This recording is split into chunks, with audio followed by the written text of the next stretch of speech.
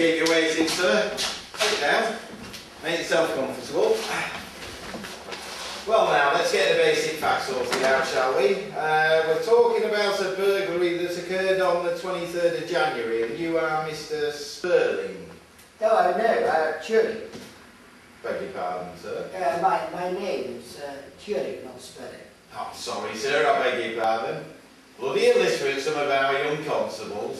Just look at this atrocious writing. It could be Sperling, Spilling, Tilling. Well, it's Turing. Turing. Alan Matheson Turing, is that right? Yes.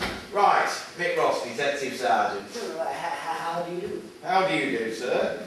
And you live at Hollymead, Adlington Road, Wilmslow. Well, yes. And you work at Manchester University. Yes. So it's Professor Turing? No, Mr. Turing is perfectly adequate. Right. Not a native North Countryman? Oh, no. No, I thought not. How long have you been here? About 4 years, since 1948. It's an unusual name, Turing. I don't think I've come across it before.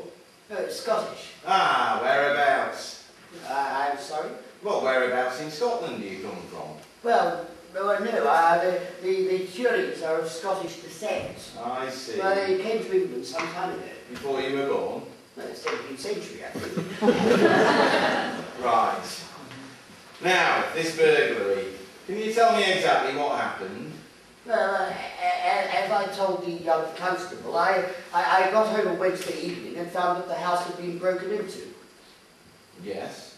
I telephoned the police and I made a list of what was missing, or what seemed to be missing. Is this your list? Oh, yes. A shirt, 5 fish knives, a pair of tweed trousers, 3 pairs of shoes, a compass, an electric shaver and a half-empty bottle of sherry. Not much of a haul. No, no, Yes, sir? I live very simply, you see. Possessions, per se, mean very little to me. Possessions what, sir? What? Well, I didn't hear what you said. No, possessions, per se, for their own sake. All right. Now, you told the constable, you said that you had some idea he might have committed the crime. Is that so? Oh, well, yes, I think his name is George. George? Yes. George what? Well, I don't know. Well, who is this man? Do you know him? No, I've never met him. Can't you describe him? Well, I've never seen him either. Who told you about this?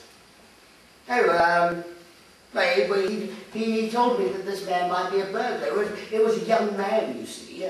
But he came to the house, to my door. He was selling something, brushes or something.